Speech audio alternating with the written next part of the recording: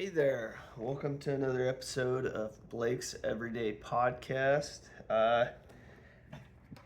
Oh man, last night we finished uh, at ooh, uh, chapter, we finished reading chapter 40 and now we're on chapter 41. Um, so, does anybody ever just have the feeling that they're gonna get sick? like, For example, today I felt achy and like a little bit of a sore throat. Not too bad, but when you're about to get sick. Like it's not so bad tonight, but tomorrow night that's gonna be just pure oblivion for you. Um, that's basically how I feel tonight. Um, I hope everybody had a great Friday. It is Friday. Man, that's something to be happy about, right? We got a whole weekend ahead of us. Hope everybody has good plans for Saturday. Um, but I don't really have too much to talk about right off the get go tonight. So I'm just going to go ahead and dive into it. So we're at chapter 41. The title for this chapter is Pharaoh's Dreams. When 2 full years had passed, Pharaoh had a dream. He was standing by the Nile when out of the river there came up 7 cows, sleek and fat, and they grazed among the reeds. After them 7 other cows, ugly and gaunt, came up out of the Nile and stood beside those on the river bank. And the cows that were ugly and gaunt ate up the 7 sleek, fat cows. Then Pharaoh woke up. He fell asleep again had a second dream. 7 heads of grain, healthy and good, were growing on a single stalk. After them 7 other heads of grain sprouted, thin and scorched by the east wind. The thin heads of grain swallowed up the 7 healthy, full heads. Then Pharaoh woke up. It had been a dream. And the morning his mind was troubled. So he sent for all the magicians and wise men of Egypt. Pharaoh told them his dreams, but no one could interpret them for him. Then the chief cupbearer said to Pharaoh, "Today I am reminded of my shortcomings. Pharaoh was once angry with his servants, and he imprisoned me and the chief baker. In the house of the captain of the guard, each of us had a dream the same night, and each dream had a meaning of its own. Now a young Hebrew was there with us, a servant of the captain of the guard. We told him our dreams, and he interpreted them for us, giving each man the interpretation of his dream. And things turned out exactly as he interpreted them to us. I was restored to my position, and the other man was impaled. So Pharaoh sent for Joseph, and he was quickly brought from the dungeon. When he had shaved and changed his clothes, he came before Pharaoh. Pharaoh said to Joseph, "I had a dream, and no one can interpret it. But I have heard it said of you that when you hear a dream, you can interpret it." "I cannot do it," Joseph replied to Pharaoh, "but God will give Pharaoh the answer he desires." Then Pharaoh said to Joseph, "In my dream I was standing on the bank of the Nile, when out of the river there came up 7 cows, fat and sleek, and they grazed among the reeds. After them 7 other cows came up, scrawny and very ugly, and lean. I had never seen such ugly cows in all the land of Egypt. The lean, ugly cows ate up the 7 fat cows that came up first. But even after they ate them, no one could tell that they had done so. They looked just as ugly as before. Then I woke up. In my dream, I saw 7 heads of grain, full and good, growing on on a single stalk. After them, 7 other heads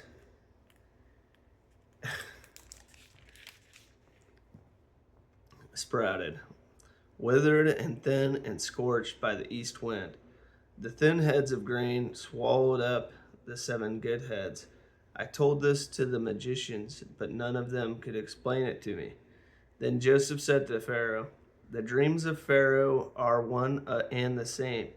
God has revealed to Pharaoh that he is about to do the 7 good cows are 7 years, and the 7 good heads of grain are 7 years. It is one and the same dream. The 7 lean, ugly cows that came up afterward are the 7 years, and so are the 7 worthless heads of grain scorched by the east wind. They are 7 years of famine. It is just as I said to Pharaoh. God has shown Pharaoh what he is about to do. 7 years of great abundance are coming throughout the land of Egypt, but 7 years of famine will follow them. Then all the abundance in Egypt will be forgotten, and the famine will ravage the land. The abundance in the land will not be remembered, because the famine that follows it will be so severe. The reason the dream was given to Pharaoh in 2 forms is that the matter has been firmly decided by God, and God will do it soon. And now let Pharaoh look for a discerning and wise man and put him in charge of the land of Egypt. Let Pharaoh appoint commissioners over the land to take 1/5 of the harvest of Egypt during the 7 years of abundance. They should collect all the food of these good years that are coming and store up the grain under the authority of Pharaoh to be kept in the cities for food. This food should be held in reserve for the country to be used during the 7 years of famine that will come upon Egypt, so that the country may not be ruined by the famine." The plan seemed good to Pharaoh and to all his officials. So Pharaoh asked them, "Can we find anyone like this man, one in whom is the Spirit of God?" Then Pharaoh said to Joseph, "Since God has made all this known to you, there is no one so discerning and wise as you. You shall be in charge of my palace, and all my people are to submit to your orders. Only with respect to the throne will I be greater than you." Joseph in charge of Egypt. So Pharaoh said to Joseph, "I hereby pot you." Oh, wow. I cannot read. "I hereby put you in charge of the whole land of Egypt." Then Pharaoh took his signet ring from his finger and put it on Joseph's finger. He dressed him in robes of fine linen and put gold chain around his neck. He had him ride in a chariot as his second in command. And people shouted before him, "Make way!" Thus be put him in charge of the whole land of Egypt. Then Pharaoh said to Joseph, "I am Pharaoh, but without your word no one will lift hand or foot in all Egypt." Pharaoh gave Joseph the name Zaphaneth Paneah, and gave him Asenath, daughter of Potiphar, priest of On, to be his wife. And Joseph went throughout the land of Egypt. Joseph was 30 years old when he entered the service of Pharaoh, king of Egypt. And Joseph went out from Pharaoh's presence and traveled throughout Egypt. During the 7 years of abundance, the land produced plentifully.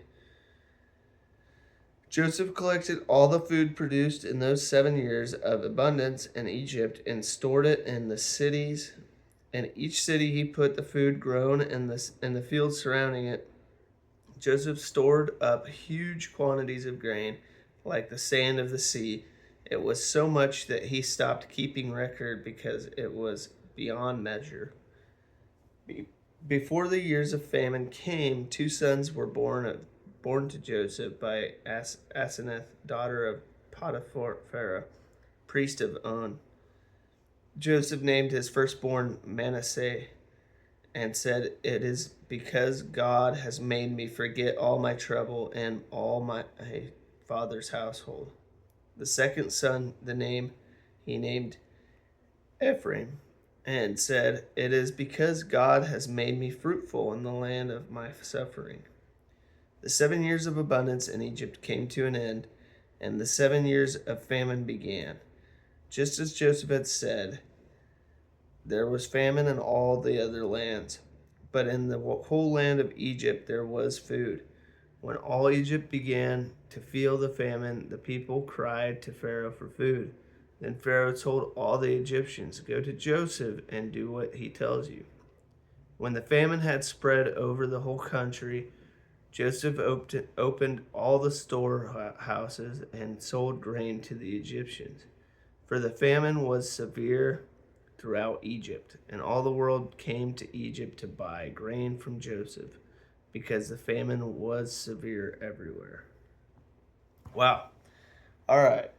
So that was a long chapter, and I'm sure there's a lot of descriptions. We do have only two descriptions. That's interesting.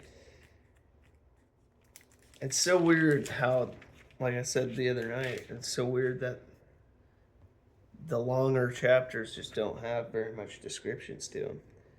But anyways, chapter 41, verse 14, at last Joseph was given the opportunity for freedom. God's perfect time had come.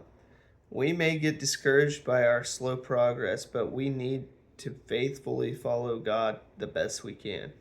Someday we may find we are truly free of the things that now bind us. If we experience such deliverance, we can then rejoice. However, we may have to depend on God day by day to help us say no to things that would detour us from God's will. If we find ourselves in this situation, we can still rejoice, knowing that through it all, we are building a deeper relationship with God. I mean, if that description tells you anything, it's basically saying, talk to God when you're basically considering doing something that you shouldn't do. When temptation overflows, it's important to talk to God, and it's kind of like those old bracelets that everybody used to wear. Like, what would Jesus do? Chapter 41, verses 38 through 40. The primary quality about Joseph that Pharaoh mentioned was his dependence on God. He ignored the fact that Joseph had a questionable past, colored by rumors and a long prison term.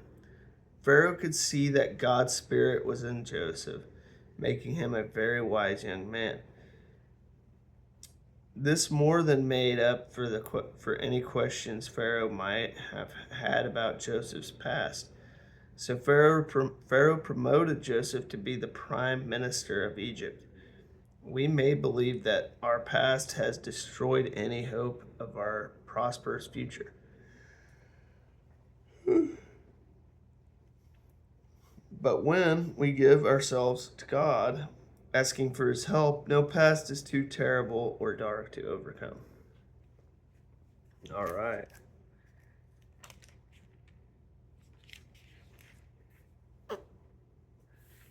All right. I'm going to take a quick drink. Like I said earlier, my throat's a little sore, so bear with me. Chapter 42. The title for chapter 42 is Joseph's Brothers Go to Egypt. So, when Jacob learned that there was grain in Egypt, he said to his sons, Why do you just keep looking at each other? He continued. I have heard that there is grain in Egypt. Go down there and buy some for us, and that we may live and not die. Then 10 of Joseph's brothers went down to buy grain from Egypt. But Jacob did not send Benjamin, Joseph's brother, with the others, because he was afraid that harm might come to him. So Israel's sons were among those who went to buy grain, for there was famine in the land of Canaan also. Now Joseph was the governor of the land, the person who sold grain. Oh, dang! Sorry about that.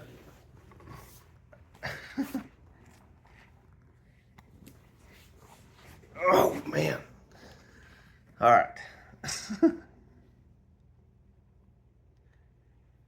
Now Joseph was the governor of the land, the person who sold grain to all its people. So when Joseph's brothers arrived, they bowed down to him with their faces to the ground. As soon as Joseph saw his brothers, he recognized them. But he pretended to be a stranger and spoke harshly to them. Where do you come from? He asked. From the land of Canaan, they replied, to buy food. Although Joseph recognized his brothers, they did not recognize him. Then he remembered his dreams about them and said to them, You are spies. You have come to see where our land is unprotected. No, my lord, they answered. Your servants have come to buy food. We are all the sons of one man. Your servants are honest men, not spies. No, he said to them. You have come to see where our land is unprotected. But they replied, Your servants were 12 brothers, the sons of one man, who lives in the land of Canaan. The youngest is now with our father, and one is no more. Joseph said to them, It is just as I told you, you are spies, and this is how you will be tested. As surely as Pharaoh lives, you will not leave this place unless your youngest brother comes here. Send one of your number to get your brother. The rest of you will be kept in prison, so that your words may be tested to see if you are telling the truth. If you are not, then as surely as Pharaoh lives, you are spies. And he put them all in custody for 3 days. On the third day, Joseph said to them, Do this, and you will live. For I fear God. If you are honest men, let one of your brothers stay here in prison, while the rest of you go and take grain back to your starving households. But you must bring your youngest brother to me, so that your words may be verified and that you may not die. This they proceeded to do. They said to one another, Surely we are being punished because of our brother. We saw how distressed he was when he pleaded with us for his life, but we would not listen. That's why this distress has come on us. Reuben replied, Didn't I tell you not to sin against the boy? But you wouldn't listen. Now we must give an accounting for his blood. They did not realize that Joseph could understand them, since he was using an interpreter. He turned away from them and began to weep, but then came back and spoke to them again. He had Simeon taken from them and bound before their eyes. Joseph gave orders to fill their bags with grain, to put each man's silver back in his sack, and to give them provisions for their journey. After this was done for them, they loaded their grain on their donkeys and left. At the place where they stopped for the night, one of them opened his sack to get feed for his donkey, and he saw his silver. Oh my gosh. My thumbs are too big to turn the pages, I guess. Silver in the mouth of his sack. My silver has been returned, he said to his brothers. Here it is in my sack. Their hearts sank, and they turned to each other, trembling, and said, What is this that God has done to us?" When they came to their father Jacob in the land of Canaan, they told him all that had happened to them. They said, "The man who is Lord over the land spoke harshly to us and treated us as though we were spying on the land. But we said to him, 'We are honest men. We are not spies. We were 12 brothers, son of one father. One is no more, and the youngest is now with our father in Canaan.' The man who is Lord over the land said to us, 'This is how I will know whether you are honest men. Leave one of your brothers here with me and take food for your starving households and go. But bring your youngest brother to me, so I will know that you are not spies, but honest men. Then I will give your brother back to you, and you can trade in the land.' As they were emptying their sacks, there in each man's sack was his pouch of silver. When they had their father saw the money pouches, they were frightened. Their father Jacob said to them, 'You have deprived me of my children. Joseph is no more, and Simeon is no more, and now you want to take Benjamin. Everything is against me.' Then Reuben said to his father, 'You may put both of my sons to death if I do not bring him back to you. Entrust him to my care, and I will bring him back.' But Jacob said, 'My son will not go down there with you. His brother is dead, and he is the only one left. If harm comes to him on the journey you are taking, you will bring my gray head down to the grave in sorrow.'" All right. That was the end of chapter 42. Now, I'm just going to say this. It seems like these chapters are really long, but they really aren't. They're not that long, and I guess I'm just tired and achy, Like I was saying, I just feel like I'm going to be really sick tomorrow. I don't know why. Chapter 42, verses 7 through 20. When Joseph recognized his brothers, he took some time to test them. He wanted to discover something of their attitudes before he revealed himself to them. One key to spiritual renewal is to work toward reconciliation with the important people in our lives. We need wisdom from God to do this in a way that will bring healing to both ourselves and the people close to us. Joseph didn't instantly jump back into a relationship with his brothers. He took the time he needed to do it in a wise way. Yeah, I mean, it's almost like a trust thing, in a way. But chapter 42, verses 21 through 22. After many years, Joseph's brothers were still haunted by their guilty consciences. They had sold their brother into Egypt with no plans of ever seeing him again, and no hope of reconciliation or forgiveness. We may wonder how many times during those years Reuben said, "I told you so." It is clear that this period had been one of misery for the brothers. Another key to spiritual growth is seeking reconciliation with those we have wronged. Only then we can experience the healing we need to live a healthy and peaceful life. I mean, we all have wronged people in one way or another. Like, mine would have been like I was talking about last night, how I turned into a pit bull. But it's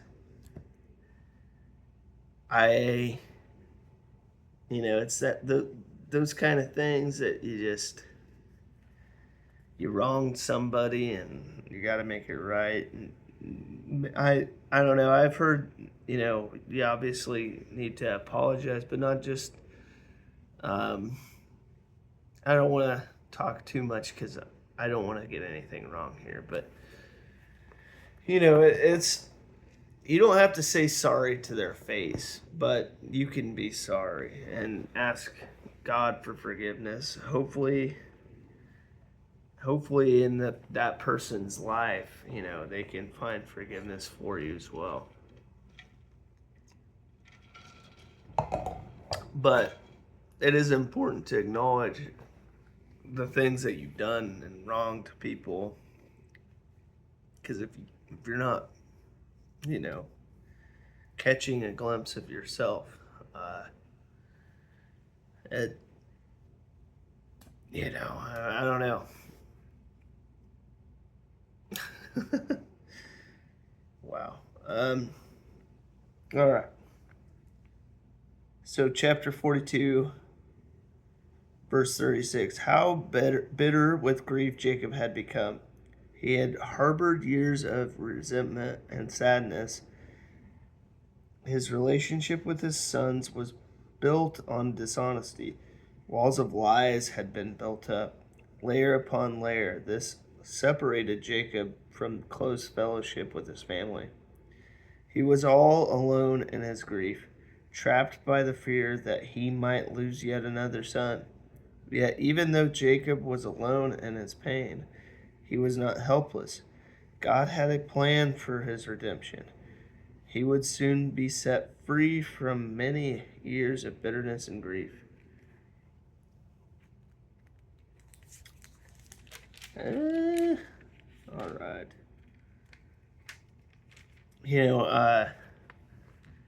My wife and I were watching some old videos of, kind of like home videos, except for, unlike our days when we used to watch them on VHS tapes, we all have phones now. But, I was watching some of these videos and I told, I confessed to my wife a little bit, watching those videos really kind of hurts a little bit just to see how unholy I used to be. Just how, dropping the, GD all the time. I used to say it constantly. And I used to, and I still have anger issues and stuff, but just seeing how far I've come from where I was, it's just something, it's remarkable, but it also hurts really a lot seeing me do those things. It's like, wow. There was a video where, I was upset and I said something. I said some things that I shouldn't have in this video, and it just made me like, whoa, what in the world, like, what possessed me, what really possessed me there. It's sad, and that's you're gonna go through those kind of trials, and I know this has nothing to do with this chapter at all, but it was one thing that I wanted to share with you, because as you grow with Christ, you will have setback days, and you'll run through your issues, and you'll look back at your previous self, and you will find things that you just are so disappointed in yourself for.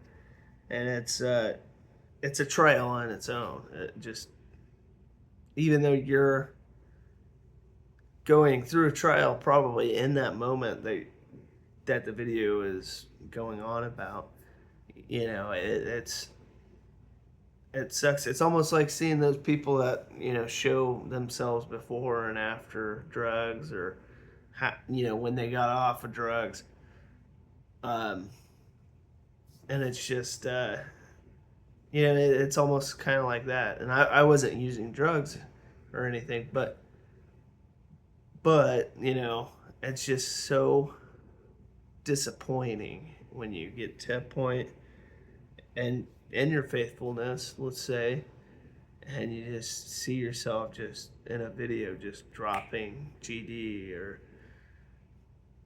saying something that you really shouldn't say to your wife, or talking very poorly, dropping curse words around your daughter, that it's sad, because that's what America has really, and I'm not just saying America, but that's how we've become so at this point in our culture and stuff.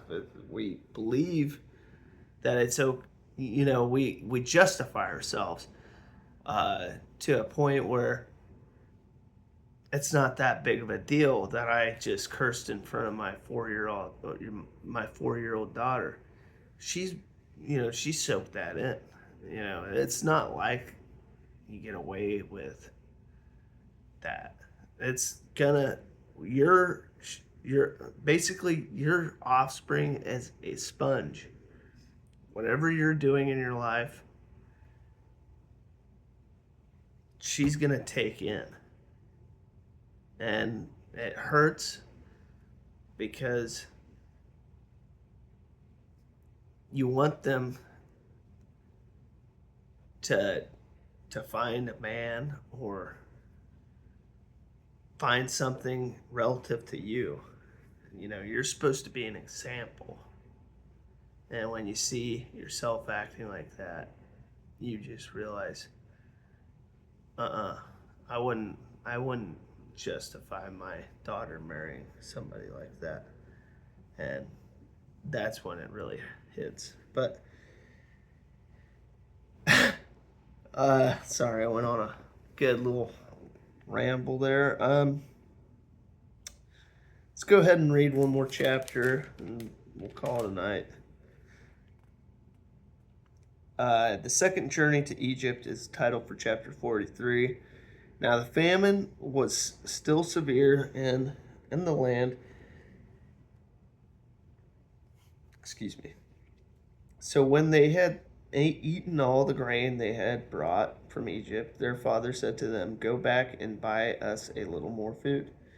But Judah said to him, "The man warned us solemnly, 'You will not see my face again unless your brother is with you. If you will send our brother along with us, we will go down and buy food for you. But if you will not send him, we will not go down. Because the man said to us, 'You will not see my face again unless your brother is with you.'"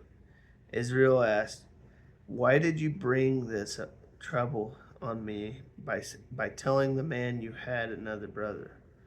They replied, "The man questioned us closely about ourselves and our family. 'Is your father still living?' he asked us. 'Do you have another brother?'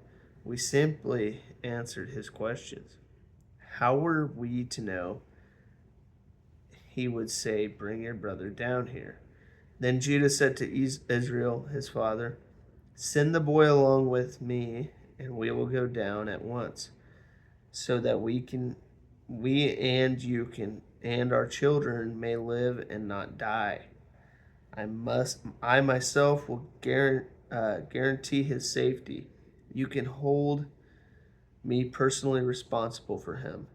If I do not bring him back to you and set him here before you, I will bear the blame before you all my life. As it is, if we had not delayed, we could have gone and returned twice." Then their father Israel said to them, "If it must be, then do this. Put some of the best products of the land in your bags, and take them down to the man as a gift: a little balm and a little honey, some spices and myrrh. some pistachio nuts, and almonds. Take double the amount of silver with you, for you must return the silver that was put back into the mouths of your sacks. Perhaps it was a mistake. Take your brother also, and go back to the man at once, and may God Almighty grant you mercy before the man, so that he will let your other brother and Benjamin come back with you. As for me, if I am bereaved, I am bereaved. So the men took the gifts and double the amount of silver, and Benjamin also. They hurried down to Egypt and presented themselves to Joseph. When Joseph saw Benjamin with them, he said to the steward of his house, "Take these men to my house, slaughter an animal, and prepare a meal. They are to eat with me at noon." The man did as Joseph told him, and took the men to Joseph's house. Now the men were frightened when they were taken to his house. They thought, "We were brought here because of the silver that was put back into our sacks the first time. He wants to attack us and overpower us and seize us as slaves and take our donkeys." So they went up to Joseph's steward and spoke to him at the entrance to the house.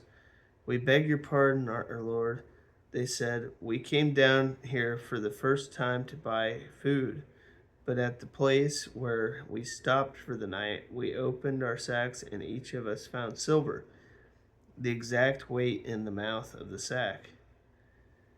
sack. So we have brought it back with us. We have also brought additional silver with us to buy food. We don't know who put our silver in our sacks."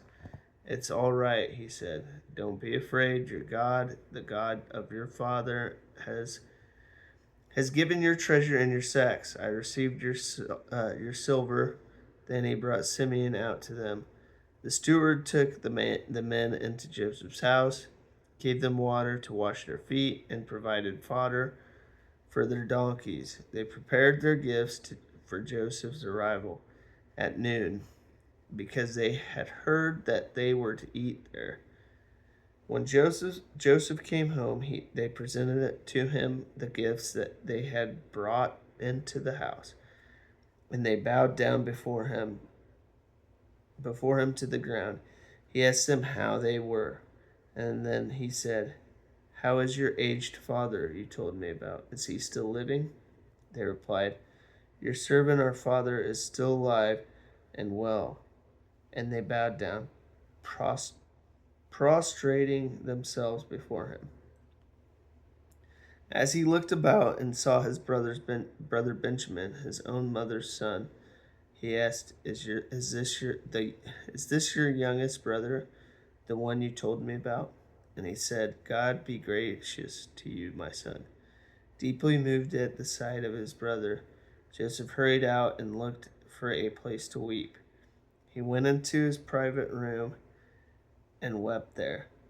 After he had washed his face, he came out and controlling himself, said, "Serve the food."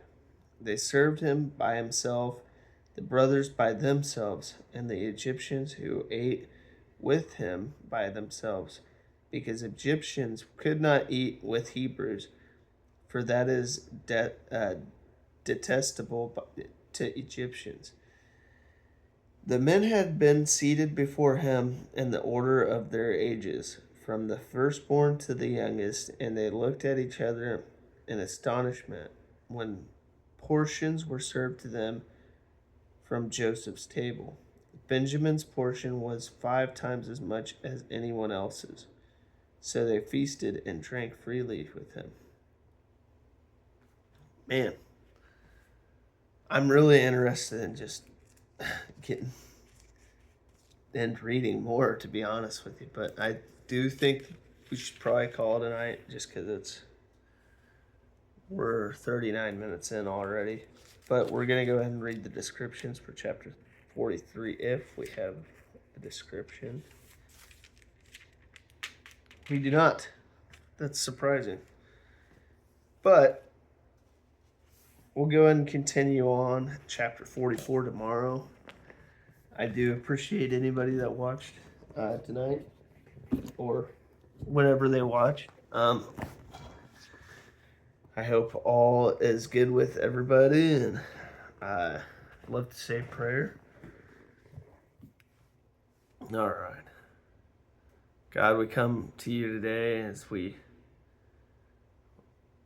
fight our trials and we just look at one another,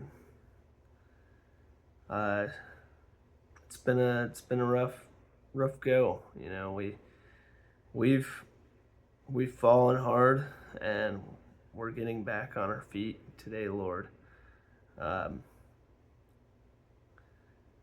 I want to learn how to be patient. I want to learn how to grow more and just strive better. My patience has not been my best benefactor, and I would love to learn how to be more patient, especially with my children. Dear Lord, I come to you today just growing and hoping to keep following you, and I pray that you keep my family safe and healthy, along with everybody that might be listening to this message tonight. I hope that you keep their family happy and healthy and fed and just nourished. We come to you tonight with just goals and ambitions to follow you, Lord. In Jesus' name, amen. All right. Well, I hope you guys had a good Friday night. I know I did. I am ready for bed, but I hope you guys have a great rest of your night. Have a great Saturday. I will talk to you tomorrow night.